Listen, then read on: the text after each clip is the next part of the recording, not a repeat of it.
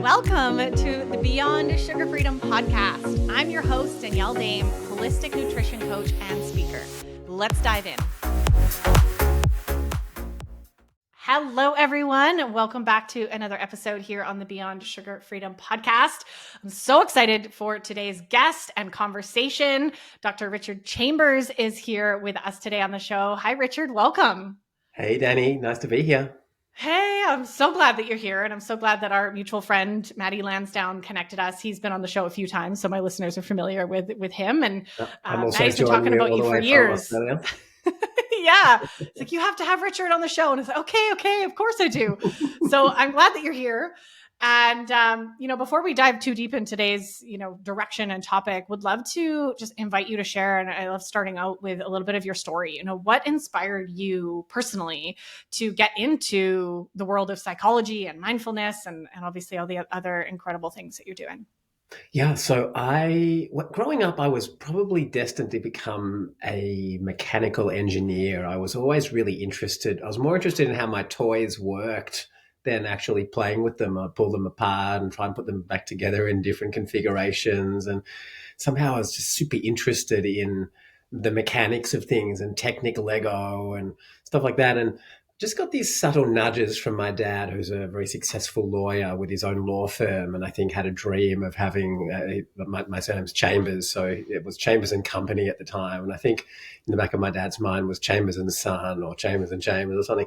I always got these kind of subtle and not so subtle nudges in the direction of studying law. And that just kind of, I don't know, it somehow ended up studying a liberal arts degree and then ended up majoring in psychology. And it was funny, when I started studying psychology, I was like, oh, actually, this is how people work. This is a really complex system here. So it really sort of spoke to that inner engineer part of me, but also is a people-focused, human-centered kind of profession. So that's kind of how I ended up there. And I sort of just stumbled into psychology as one of the subjects I studied in my liberal arts degree, which I ended up majoring in psychology and criminology. And then, along the way, found meditation. That's a whole other story. But my first 2 years of psychology school, I was not really very engaged at all with school. I didn't really pay much attention and wasn't doing that well. I was just scraping by. But then, going into my final year, I found, just by absolute chance, a meditation class. This was back in like 1999. So, there was no mindfulness movement. There were no apps. You really had to go looking for things like mindfulness and meditation. But I found myself in this meditation class, this Buddhist meditation class, where the guy who was teaching the class was talking about how our minds work and how our minds are always wandering off and how we get caught up in negative thoughts and how that makes us unhappy. And I guess for the first time, even though I'd studied 2 years of psychology prior to that, I really kind of got it because it was relevant to me. And I thought, wow, okay, this is what's going on in my mind. It was nice to have that self-awareness and that pointed out to me. And then learning mindfulness meditation was just an obvious solution for that because, my mind used to be so much of the time just off somewhere else in the future, worrying about stuff, or in the past, dwelling on things, making me depressed and unhappy. And I used to suffer from some anxiety and depression. But once I started practicing mindfulness, it really helped with those things. And over time, as I established a regular practice, I found that my symptoms of depression pretty much just went away and my anxiety symptoms became really transient. And so I thought, wow, this is a really powerful thing that I want to, do. This is going to be a really serious, central part of my life, and also something that I think we should be teaching to other people. And so I've kind of shaped my career around teaching mindfulness, whether it's in my clinical work or these days my coaching and my mindfulness courses and my work with medium to large companies. So that's a snapshot of where all this came from. Yeah. Wow. I know there's so much more to that story. So thank you for summing it up. Yeah. But it's so beautiful to hear you just kind of stumbled into it. And so it sounds like really just followed your intuition and followed the threads that led you into obviously this world. And I agree. It's so needed. I mean, there's so many things missing in our school system. Don't even get me started, right? On the pieces missing around nutrition and even basic personal finance. And we're just missing everything. Yep. And, we need to create some sort of new school, right? I know there are lots of people they're doing that. That's a whole nother rabbit hole, but mindfulness, very important. Yes.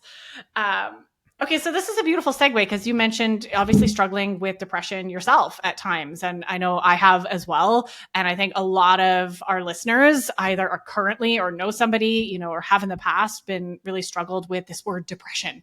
And we hear it a lot now. We hear it, depression's on the rise, and we're kind of, I don't know about you, but I know over here in Canada, the word seems to be thrown out all the time. Everybody's, I'm feeling depressed today, right? Or, so I'm curious if we can start with that baseline of like, what is depression in your opinion? And, why do you believe, we're seeing this, mental health challenge on the rise? Interesting question. I mean, what is depression? Even that's a sort of a controversial question in some sense. Right. I mean, we have clinical diagnoses. So as a clinical psychologist, I guess I better probably start there, right? So we have different taxonomies or different sort of diagnostic lists. So there's the DSM, Diagnostic Statistical Manual, which is currently in its, I think, 5th edition. We have the ICD-10, which is the World Health Organization. And basically, it's a list of symptoms. So when someone says, I'm feeling depressed today, they're probably noticing that they have one or more of the sort of typical depressive symptoms like low mood, loss of interest in things that we used to enjoy, maybe trouble sleeping, maybe, overeating or undereating, low energy, low sex drive, brain fog. These are all classic symptoms of depression. And so, we can have these transiently. And in fact, any mental disorder, it's best to think about it on a spectrum where it's, goes from like something everybody experiences at times all the way out to like a severe, perhaps clinical disorder. But it's continuous. It's on a spectrum. It's not a different category. Like some people are depressed and some people are not. It's like we all have a little bit of this at times. But one of the interesting things is you kind of look at, so if you take the DSM, right, you've got these like list of different symptoms, and you need to have, I think it's 5 or more of these symptoms for 2 weeks or more, right? Which then starts to look like, so if you've got like low mood and you've lost interest in your hobbies and you're not sleeping and you're not eating and, you can't think clearly, and that happens for 2 weeks, you start to look at, okay, maybe this is a sort of a diagnosis of depression. But then interestingly, there's always, and for all the clinical disorders, there's always this final question or final consideration, that it must cause significant distress or impairment in multiple areas of your life. And so some people might have these symptoms, but if you ask them that, they'd say, I don't know that it's causing significant distress, right? So in that case, they might not receive a diagnosis of depression, whereas for some people, it clearly does make life very difficult. So that's the basic kind of clinical understanding of depression. What causes that? I mean, there's been this neurochemistry idea for quite a long time, which is now been challenged. You could almost go as far as saying debunked, like the idea that it's purely a brain chemistry problem, a lack of serotonin or something. That's very simplistic at best and probably just flat out wrong in a lot of ways. And it's unfortunately that's been kind of pushed by the medical industry because they have medications that can manipulate brain chemistry. So it's kind of suited them in a way to push that idea. Plus, of course, psychiatrists and researchers want simple explanations for things. And so it's kind of been pinned to that. But yeah, that's a whole rabbit hole in and of itself, right? The idea that it's a brain chemistry thing is just not accurate. Here in Australia, by the way, I should add, we're not allowed to advertise psychiatric medication on TV. So I've spent time in Canada. It was a long time ago, but I was in Toronto for a month doing some martial arts training. Like we're talking like 10 years, 12 years ago. And I remember being shocked because I'd be watching TV and they'd be like, hey, do you have like low serotonin in your brain and your life isn't working? Take this pill. And I was like, wow, that's a new experience for me. And then I remember speaking to friends in America as well. They were surprised to hear that depression wasn't just a brain chemistry thing. And I think that the media and the advertising of antidepressant medication perhaps promulgates that myth or that idea, which is just at best, as I said, simplistic. Yeah. So there's a couple of considerations. I want to come at it from a completely different angle. When you ask me what is depression, I read a book a few years ago by Johann Hari called Lost Connections. And Johann Hari had depression and was medicated and had all the side effects of the medication, weight gain and just all the things, but just didn't, and loss of sex drive and loss of energy and all the things, but it didn't really help him. And so he went on this, he's a journalist, and he went on this journey to learn, what is depression? Like, is it really a brain chemistry thing? And so he went and interviewed some researchers and psychiatrists and also people who'd had depression. And his thesis, which really resonated with me, was that when we lose connection with things that are important to us, and there are I think there were 6 or 7 things, like if we're disconnected from nature, disconnected from other people, disconnected from like a hopeful future or a sense of meaning in our lives, or, disconnected from ourselves, if we lose status because, so we get demoted at work or we lose our job. If we're disconnected from these things, we tend to feel sad, and the emotion of sadness. I know you do a lot of emotional education for your audience here. So the emotion of sadness points to disconnection, right? So if we lose connection with something important, it's natural that we feel sad. So, grief is an obvious one. Someone dies in our family, or we have a breakup and we feel sad because we're grieving the loss of that relationship or that person. And we have to actually, as you know, feel the sadness in order to do the letting go. If we lose our iPhone, lose our engagement ring, if we lose our job, right? If we're socially isolated, we're going to start feeling lonely, which is kind of a flavor of sadness. So when we're disconnected from important things, we feel sad. And a lot of people, according to Johann Hari's book, and I think it's true, he points out a lot of us are living very disconnected lives, socially isolated, maybe not a lot of hope, not a lot of meaning in our lives, don't spend enough time outside in the fresh air. And we naturally feel sad, and that sadness becomes kind of chronic. And then if we're just feeling sad all the time and we start feeling hopeless about ever not feeling sad, he points out that that's a really good way to get depressed.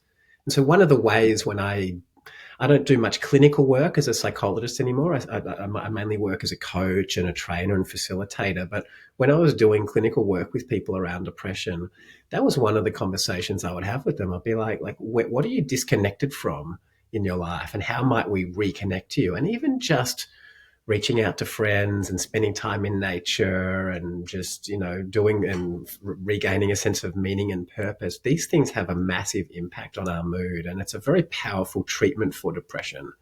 Yeah. So to summarize, there's this clinical diagnosis. It's been pinned on brain chemistry, but it's probably got a lot more to do with the psychosocial sort of things that are happening in our lives, and this frame of connection and disconnection for me is a really powerful one. Yeah. Okay. Wow. This is mind blowing. This is so awesome. I'm glad that we started here because, this is, obviously there's so much to this conversation. I appreciate you kind of bringing both approaches, and I'm equally resonating with this last piece around connection. Like, I think that's something that a lot of my listeners are probably going, oh my goodness, right now, as they're listening to this, like, that's me. I'm so disconnected from all these areas, and we're becoming more and more disconnected as a culture, right? From real human connections, even, and friendships, right? It's all on the phone, right? And as you said, all these different areas, I think, feel so, so important. And that sadness piece makes a lot of sense, right? Yeah. And, one of the pieces that always resonated with me around depression, again, this is not my area of expertise, but I'm a big fan of Gabor Mate, and he always talks about it being the depression of your emotions, right? And when we don't feel our emotions, so say you're feeling sadness because you're disconnected from everything and everyone and yourself and source and, meaning, and you're not allowing yourself to feel that sadness. You're not allowing yourself to maybe process that or move through that or regulate that. And you're just stuffing it down because that's what we've been taught our whole lives. And, this is just getting amplified. Stuffing it down, numbing it out. Exactly. Totally. And that's actually a really good point, Danny. So when I'm working with people with depression, the first thing I do with them is I help them to realize that they're fighting against the symptoms. they're feeling depressed, and then they're telling themselves that they shouldn't be feeling depressed, and society's telling them that, like the ads on TV, marketing in general, their doctor, everyone's saying, you shouldn't be feeling, and so they're fighting with themselves. And if you've ever felt, and you and I have both felt depressed, and I'm sure you know what it meant to like think that there's something wrong with me. I need to fix this. Why do I feel like this? I shouldn't feel like this. And it just becomes exponentially bad because we're already feeling bad, and then we feel bad about feeling bad. Right. So the first thing that I used to do is just help people just to stop resisting it and just be like, hey, this is what's happening. What if you just allow this to be happening? Let's get you in your body. This is when the mindfulness piece comes in. Just feel that heavy feeling without all the labels and the judgments and the resistance. Just be with that for a moment. And even that just takes some of the pressure off, and you still feel bad, but you feel less bad because you're not feeling bad about feeling bad. So that was the first step. And then the second thing, just to pick up on what you said a moment ago, Danny, the emotions themselves are telling us things. And so if we open to the experience of depression, that's telling us there's some things just not okay in our lives. Maybe it is that we're disconnected from important things. Maybe we're just feeling hopeless about certain things. Maybe there are things that haven't been working in our lives, in our relationships or whatever, that we've just been trying to fix for a long time. And now we've just become, started feeling hopeless about that. And that can be really good because sometimes we can realize, I've been butting my head against the wrong thing, or I'm feeling, hopeless about something. And it shows us, what's important, what might need to change in our lives so that we don't feel so depressed anymore. Right. So so it can be a very powerful thing, as you said, to listen to our emotions, because they give us information if we're willing to listen to them and stop pushing them down or trying to numb ourselves from them. Yeah, I love that view. That's something I adopted years ago as well, as sort of like emotions as a compass, like guiding us, right? Am I on the right path? Is there something that needs to change? I know when I was in my job that years ago, I worked in the finance industry and I was miserable. That was my rock bottom. Absolutely. Depression, anxiety, binge eating, all the things. And looking back, that was such a telltale sign. And I'm glad I eventually listened to it. It took me 2 years, but I listened. And it was like clearly a misalignment of my soul's purpose and just what I want to be doing on this planet. So yeah, when we see it like that, it can be such a gift. And I think one thing you just said really resonate with a lot of my listeners, because I'm thinking of a couple of my family members and friends that, have either are currently on antidepressants or been on them before, having this belief, or culture has this belief that there's something wrong with you if you feel a heavy emotion, right? Whether it's depression or anger or you name it, right? If there's like that, it's not okay to feel sad. It's not okay to feel these emotions. And then we panic, right? And we need a fix. We need a pill to fix us, right? Or some sort of way to quickly fix us. And I know a certain example of a friend who then went off antidepressants and started feeling emotions again and thought there was something wrong with her. So she went back on them. Oh, no. Right. So it was like, this, like how much we've been primed to just be so disembodied and so disconnected from our emotions and automatically assume that we're broken or there's something wrong with us because we're feeling. Like we're actually feeling and being a human. And like, that's a problem, people, right? And why many of our listeners and everybody listening to this, why you're probably reaching for sugar, right? Or alcohol, or name your addictive, numbing out technique, right? So that needs to change. So I appreciate you, speaking to that. Yeah. And emotions are information. Yeah. If we're feeling an emotion, it's telling us something. If we're feeling sad, disappointed, lonely, whatever, grief, whatever, we're disconnected from something important. Yeah. If we're feeling fear, anxiety, apprehension, worry, concern, anticipation, we're feeling unsafe about something and about very specific things, right? If we're feeling, angry, something's not okay with us, a line has been crossed, and we're being called to identify what that is and be assertive about it. But for a lot of us, we're just ignoring our emotions, or we don't know what to do with them. We don't realize that they're giving us information. So they're just these things that are causing us problems, and that we need to, as you said, numb out with a bit of sugar or medicate or distract ourselves from. But we're missing something really important. And so but there's this whole literature around emotion-focused therapy, which is a modality that I've trained in over the years and specialized in, where you listen to the emotions. I'm feeling sad. Okay, I'm disconnected from something. What is that? Oh, I'm not spending enough time with good friends. Okay, I need to put energy into my friends, start socializing more with the right people. Oh, I feel a little bit better.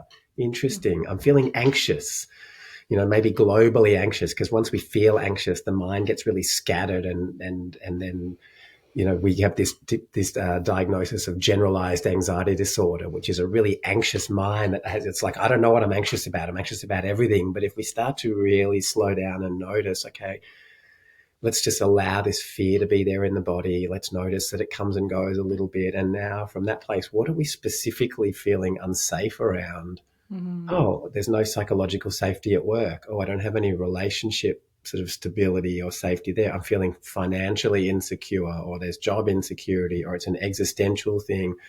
And then it's like, okay, what can we do about that? How can we feel a little bit safer?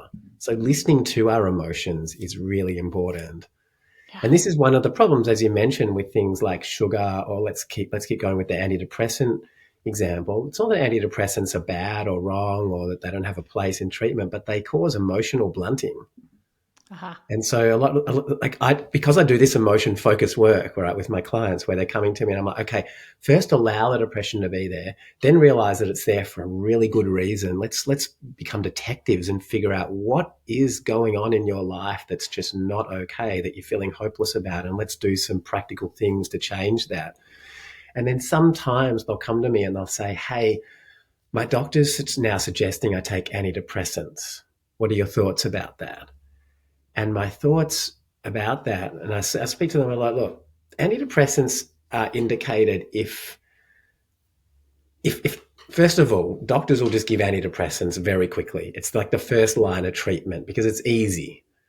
Yeah. And unfortunately, like the research suggests that's not the right approach. First, good therapy. And if that doesn't work, good therapy plus antidepressants. And if that doesn't work, maybe just look at antidepressants, right? But we kind of get it backwards. Right. And so these people come to me and I'm like, look, okay, first of all, understand that the therapy is the thing that's going to create the lasting changes, because you take antidepressants and if that's all you're doing, if that's helping, and it doesn't always help, if that's helping, the moment you stop taking them, you're probably going to relapse. Like that's the problem. So you want to do some good therapy. So the metaphor I use is scaffolding. So imagine that, your house has some cracks in the basement and there's some rising damp and you're worried your house is going to fall down. House, of course, being your mental health and your life. Put up some scaffolding, support the building. Of course, if you're worried about that, that's the role of antidepressants. Like put up some scaffolding. Now you're pretty confident that things aren't going to fall down. But do you want to just leave the scaffolding up and kind of come and go into your house through the plastic sheets, or do you want to maybe do some work? Like, where's this dampness coming from? How do we patch up some of these cracks? How do we put some reinforcement down there? What do we need to do so that the building's nice and strong? And then the moment we're ready, let's start taking that scaffolding down. Mm-hmm. So that's kind of how I think about it. It can be scaffolding for mental health. But for a lot of people, they use it as their primary treatment, and that's a real shame because it numbs them. And then how are you ever going to listen to your emotions and learn what they're trying to tell you if you're just numbing yourself from them, or if you're scrolling on your phone or eating lots of sugar? It's kind of blunting, it's causing all this inflammation, or it's just distracting you from what's really there. And so the ability, and it's not easy, but it's very powerful and life-changing to stop and listen and ask yourself, okay, what are these emotions telling me? And what do I need to do about that? And once we start to do that, and this is what Johan Hari was talking about in his book, Lost Connections, the moment we start to do that, life just generally starts to become a little easier and nicer and brighter, and we tend to feel more pleasant emotions and less of the unpleasant ones. And then we don't need so much the sugar and the distraction and the medication and that kind of stuff. Yeah. That's a beautiful metaphor. I love that scaffolding example. right? Because this allows room for, anybody listening who, is currently taking antidepressants, right? It's really important to know that this can be a helpful tool. And I completely agree with you. This should not be the first line of defense, and it just totally irks me that this is the culture we live in, right? That's the first line of defense that psychologists or doctors will go to, right? Like, oh, you're feeling sad, take antidepressants, right? With barely any even, discussion or like insight into like, is this really what's going on? It's just such a cop out. And, as you and I both know as well, and just, reminding the audience, there's also a $1 billion industry behind antidepressants, right? There is a lot of people making a lot of money on just being able to prescribe you any pill in the medical industry. So before we get too far down this, because I want to keep talking about antidepressants, let's take a quick step back. And could you maybe define antidepressants even more? Because I know that there are, again, not my area of expertise, but I know there are different types of antidepressants, and maybe speaking to how each of them affect the brain chemistry or how they actually work in the body. Okay, well, that's a broad question. So antidepressants are medications that improve mood and ideally sort of are counter to depression or a low mood. And they're used for mood and anxiety disorders. So if people have depressive symptoms, bipolar, anxiety, these are things that have been shown in some studies to help. And there are a number of different types of antidepressants. There's been a kind of a long history of antidepressant use. Some of the older ones used to be really problematic. They would cause like Parkinson's-like symptoms in certain people if you got them at the wrong doses. I think they were called tricyclics from memory. Then there's this kind of new era, this new breed of antidepressants. So mostly people are using SSRIs or SNRIs. So the S stands for selective, and the S or the N stands for serotonin or norepinephrine. So these are two common neurotransmitters, chemicals that are present in the brain, communicating between the neurons. And serotonin is associated with a lot of things. I mean, it's associated, but in this context, like one of the things that it's associated with is positive mood. So in some studies, too little serotonin is associated with depression. So if you basically draw blood from 1,000 people with depression, in some of the early studies that they were like, oh, hang on, these people don't have enough serotonin in their bloodstream, in their brain anyway. And so, okay, well, what we need to do is increase the level of serotonin there. And so you could potentially take a tablet that just floods your brain with serotonin, but instead what the SSRIs do, the neurons release serotonin, this chemical, into the gap between the neurons, and that helps to communicate between the neurons. And then after a period of time, they will suck that serotonin back up and then transform it and use it again, basically. So you think of like little serotonin molecules floating around, and then the brain's like, all right, we're going to suck them back up so they're no longer floating around and affecting mood, and now we can use them again for something else. And the SSRIs, they inhibit that. So it's selective serotonin reuptake inhibitor. It inhibits the uptake. So it basically means that your brain's more flooded with the serotonin. It's not putting it in there. It's just leaving it in the system for longer. And SNRIs do the same thing with norepinephrine, which is another neurotransmitter associated with, amongst other things, mood. So that's kind of how they work. They just increase the amount of the feel-good chemicals in the brain by just preventing them from being reabsorbed by the neurons. Right. And so in the early days of these medications and these studies, it was like, all right, well, great. So people with depression have too little serotonin.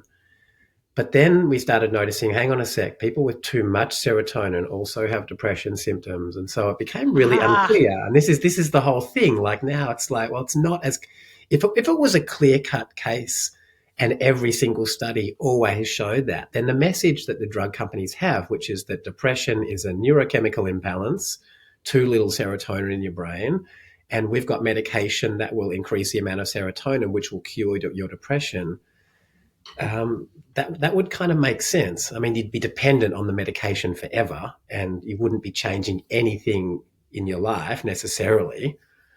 So that would be problematic in and of itself. But at least that kind of that biochemical model idea would make sense. But unfortunately, that's not what appears to be happening. It's clearly much more complex than that. Yeah. Yeah, I'm so glad that you're bringing that forward, because this is just making me think, I mean, of our medical system in general, and how we like assume a problem is because of one source, right? Like we take all of our parts of our like human being and just funnel it into like, this is the one problem, versus taking a holistic approach, right? And understanding that it's never just one thing. Right. So it's never just, sure, there might be some challenges going on with the neurochemicals, but that's not the only thing at play here. Like, are we looking, like we've talked already about emotional health? Are we looking at connection? Are we looking at, other parts of our being? How about nutrition? Right. A lot of even the symptoms that you shared of depression, I was like, wow, that sounds like blood sugar dysregulation. That sounds like somebody with like major metabolic issues, right? With the brain fog and the not sleeping and the feeling low. And I mean, it's all connected, right? And we can't or sleep as well. If you look at all the symptoms of depression, they're the symptoms of not sleeping well. So that lifestyle medicine is actually really important. I mean, going back to when I was studying psychology, I mentioned those first 2 years were a bit of a write-off because I was depressed. Looking back on that time, I had mild to moderate depression, just difficult like life experiences in my family growing up and all that kind of blah, blah, blah stuff that just came to a head when I was at the end of high school and then going into university. And then going into my third year, I just thought, enough. I'm sick of feeling bad. I'm sick of underperforming. I'm going to do well. I discovered as well that the third year grades were the ones that really predicted whether I got into honors and graduate school. So I hadn't written off my entire life. That was the way they sort of, like the first 2 years, they would draw on those grades, but it was mostly the third year. So I was like, I want to do well this year. And so I just made some massive changes in my life and did what we would now call lifestyle medicine. I just intuitively did this. I was like, look, I'm not sleeping properly. I know I need 8 hours sleep. Let's get our sleep under control. Stop staying awake all night. I started eating well, right? I stopped eating like that typical kind of teenage diet of like ultra processed fast foods and started I actually became vegetarian for a few years, but I just got really interested in my diet, started drinking lots of water, started exercising more regularly, doing all the things that we now know are really good for mental health. And it helped. And then that final piece was working with my mind, with mindfulness. And when I started meditating on top of all that lifestyle change, that's what started making me feel good and perform better and just do better at life. And so, that holistic picture you're speaking to there is so important. So if we can get away from the idea that depression is a single neurochemical imbalance and look at it much more holistically. As psychologists, we're taught the biopsychosocial model of mental health disorders. So there is a biological component. It's unclear. It's not just too little serotonin, but there's something going on, of course, in the brain. There's the psycho, like we're thinking and feeling in ways that aren't working for us. And then there's the social aspect, and that's kind of the holistic way of coming at things. So we can influence our biology, as you said, with diet, exercise, lifestyle medicine. We can work with our mind with mindfulness or good therapy. And then socially, we can make sure that we're connecting with, healthy people and having vulnerable, healthy, authentic relationships. And when we do those things, it just tends to lift our mood and we feel better. Yeah. Yeah. You just said the word authentic, and that really stood out for me because I notice a lot in my work and just a lot in just in general, right? We're in this society as well where we've lost touch with who we actually are, right? And our authenticity has not been welcomed in many of our cultures, many of our societies. And, I'm curious, right? But my intuition is like that would play a huge role in, our mental health, right? If we're feeling like we're so disconnected. I mean, I guess that comes back to the connection from who we actually are. We don't even know who we are. We don't even know what our authentic voice is, what our gifts are, what our purpose is, like all these pieces, right? And we're pretending to be someone else because that's how we get our need of belonging met. There's so many complicated pieces here, right? Obviously adding to the puzzle. So many people are living lives like that, right? I'm sure a lot of your listeners right now will probably think, wow, that's kind of me. Like, I think it's kind of normal. Let's just normalize that. Yeah. A lot. Maybe most people are kind of living lives where they're just kind of getting up and going to work and their job's okay. And The weekend that they're waiting for Friday, happy Friday. And, like, it's just, like it's a bit, it's a real challenge, I think, for a lot of people, and not feeling like they're really expressing themselves in what they do. And you and I are entrepreneurs. I guess we're lucky and privileged in the sense that we've been able to, for whatever reason, create jobs and lives where we kind of do things that are passion driven and values driven. And that is a source of great stress sometimes, but also great. My work has sometimes caused my depression, but totally, but also great joy as well. Yes. So, and so I think it's true. Like, so the authenticity piece, if we're living lives, if we're connected to our own values, if we're embodying our values, and it doesn't have to be shaping our career around that. It might just be the way we show up in our job, or the way we show up in our family or in our relationships. And then there's the authenticity and the vulnerability in relating as well. We might have a lot of friends, but if they're people that we're, maybe we're still hanging around with our friends from high school and we don't really have much in common with them, but we've just known them so long. It's just who we hang out with, and we're not really ourselves around there. Maybe we don't even really know who we are, or we do, but we have to just kind of not be that with our friends. That's also a recipe for just also feeling a bit down and perhaps depressed, And when we're with people that really get us and value us for who we are, and we can share with them our, deeper parts of ourselves, or that these people share really core values that we have. There's more aliveness, there's more life in those kinds of relationships. When we're seeing people in person and spending quality time with them, that's more alive than connecting with them on social media, right? And having our relationships there. So, we could think about depression as being a lack of aliveness as well. So, if we're breathing deeply and eating well and sleeping well and getting out in nature and spending time with people who enliven us, and we have a job that makes us feel like we're contributing something meaningful or inspires us, all these things are going to lead to very positive mental health states. Yeah, absolutely. Yeah. You just described my situation with friendships like 5 or 6 years ago, still hanging out with the high school. They didn't feel like I fit in. I was changing, doing my inner work. Like, it really resonate with that. And I know a lot of my listeners as well can, right? When we start doing this work, when we start healing, it can often be a difficult part of the journey, is realizing that our friend circle no longer serves us, right? And having to grieve that process and ultimately create new connections and friendships, which takes effort and time, but is so worth it. Everybody listening, please do it. Like, find your people.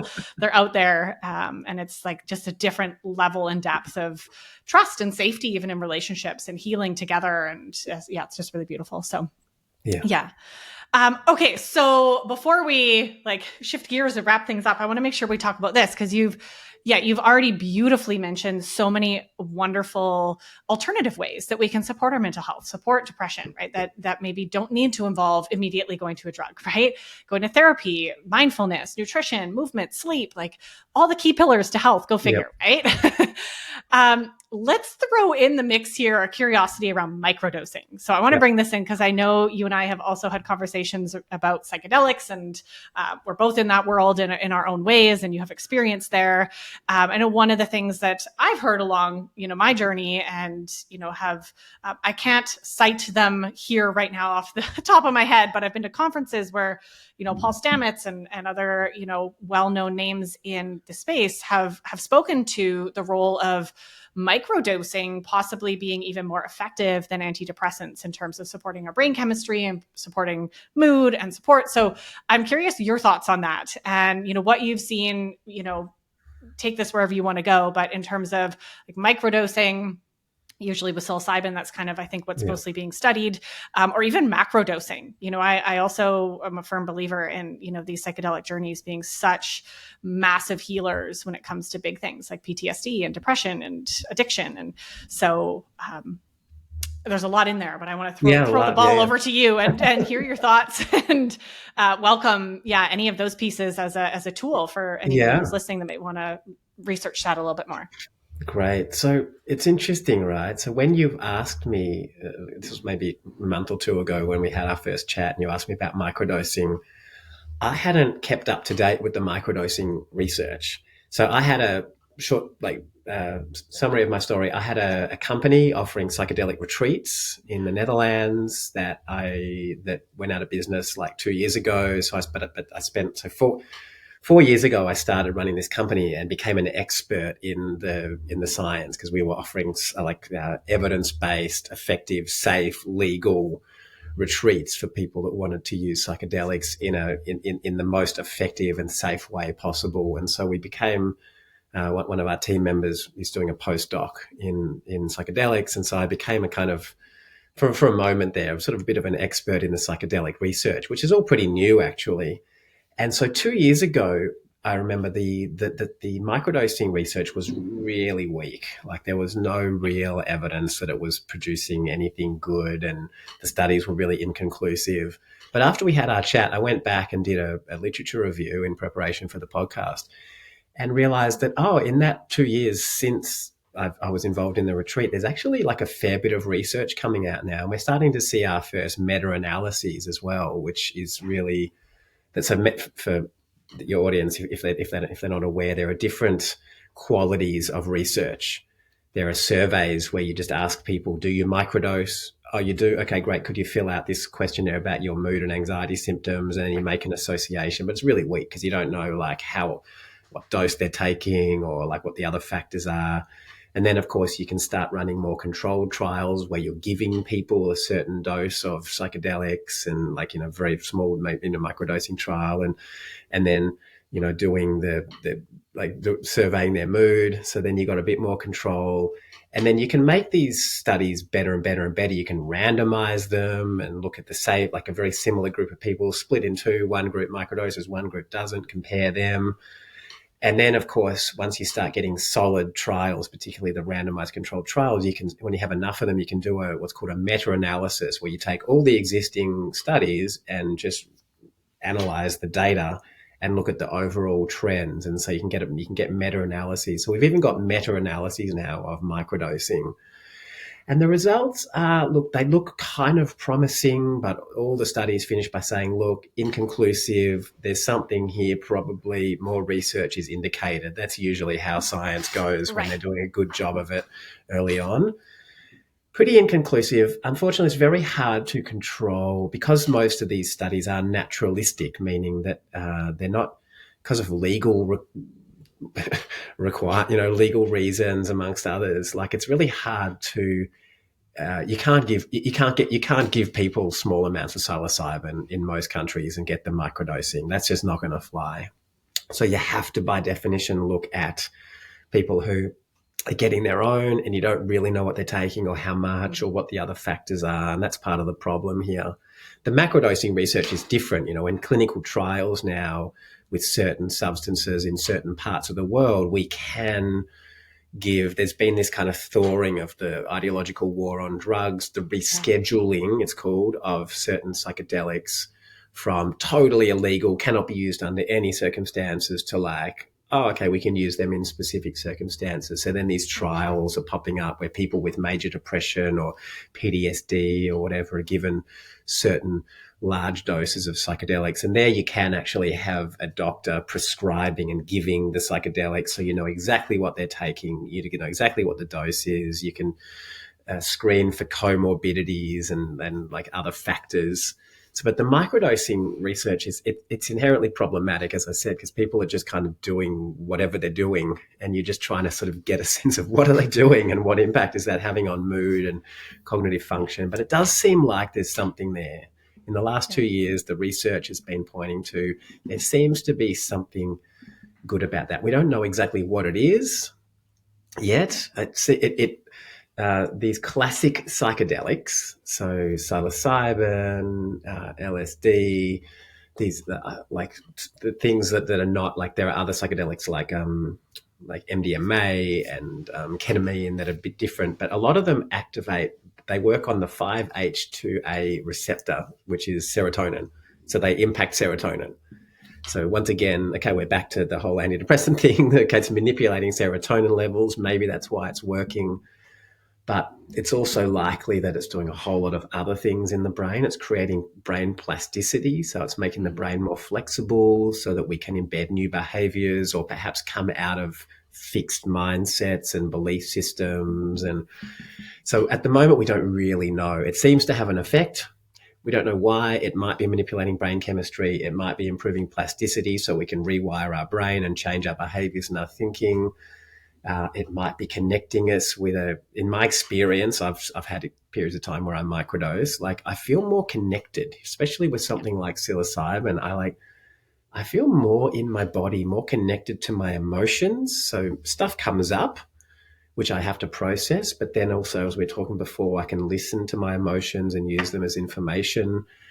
And I feel more connected with the earth as well. I just want to spend more time outside, and there's a bit more stillness in my life. And I remember during the pandemic when Melbourne, Australia we were the world lockdown champions.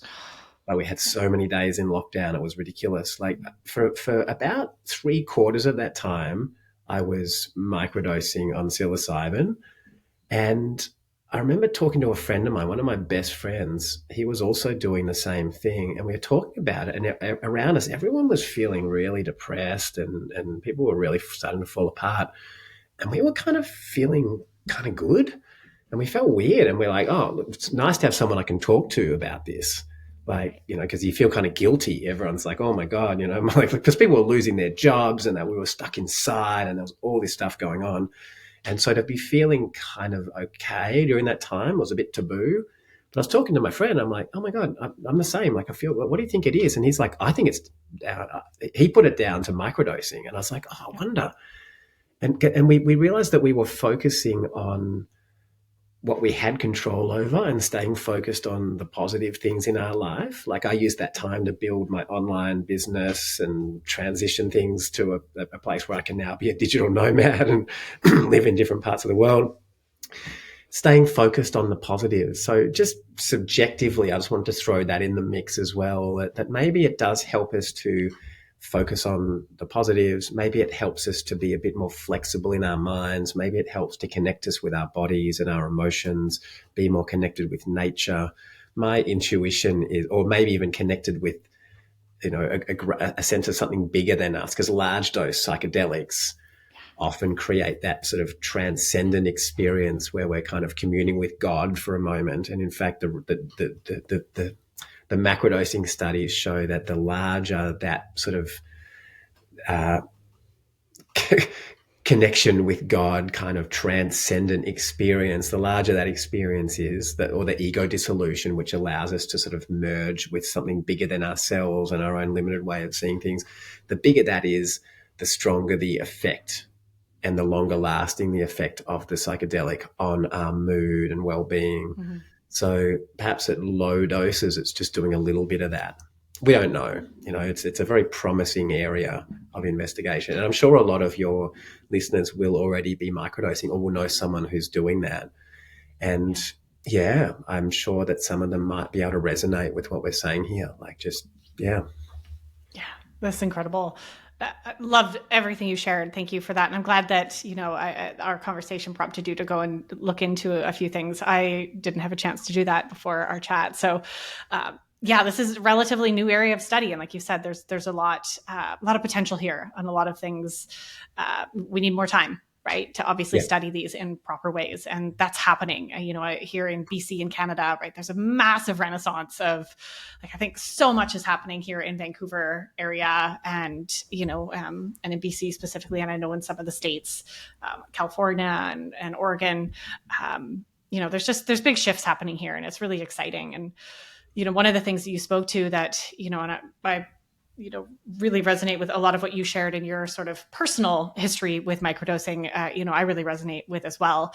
My friends and I actually joked it's the only reason we survived COVID, like was being able to actually gather together. Yes, we definitely went rogue and did that, but also, you know, microdosing and the other tools that we had. But yeah, that piece around, like you mentioned earlier with the antidepressants, actually preventing us from being able to feel, right? A lot of times, like, and kind of numbing us out.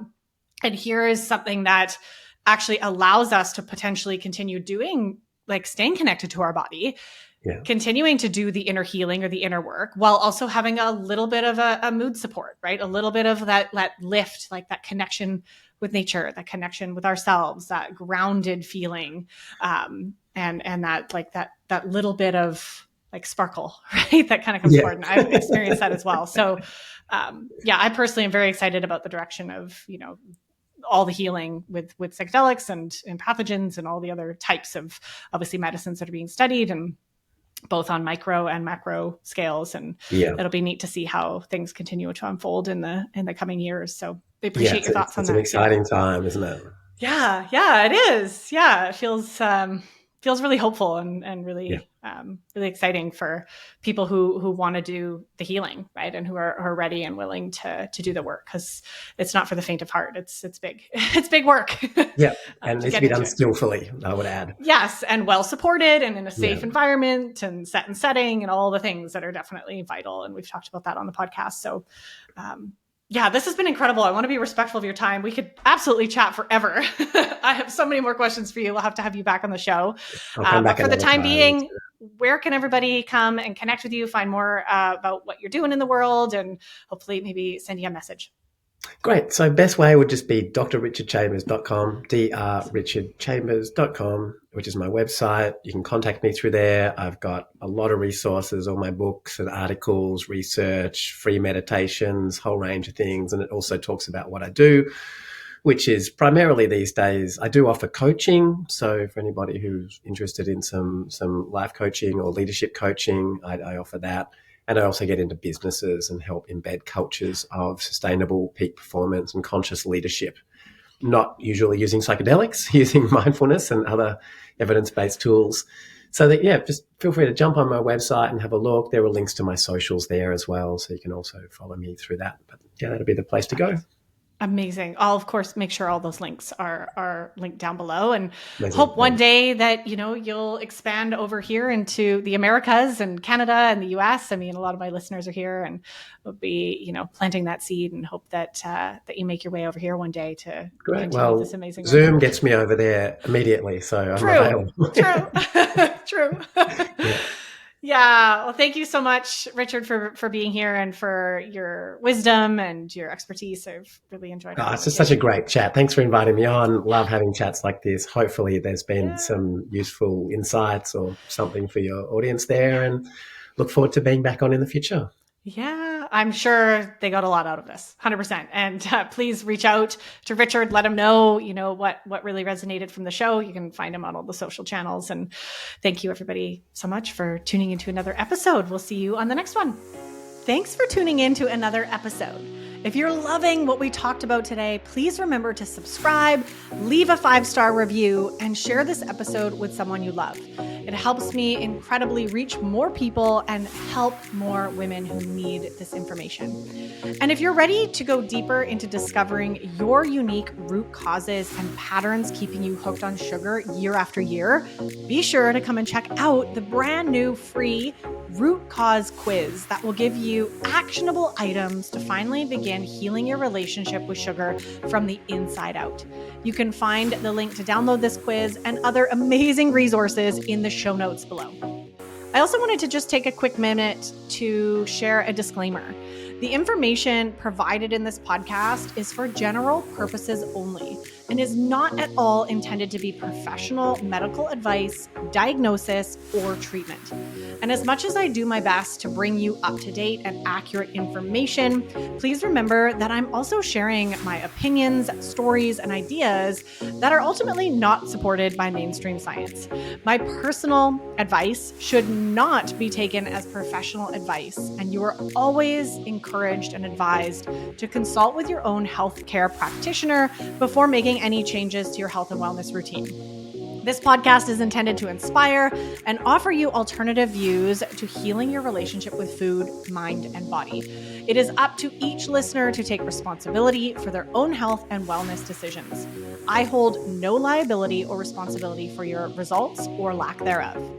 Thanks for tuning in to the Beyond Sugar Freedom podcast, and we can't wait to see you in the next episode. Let's go.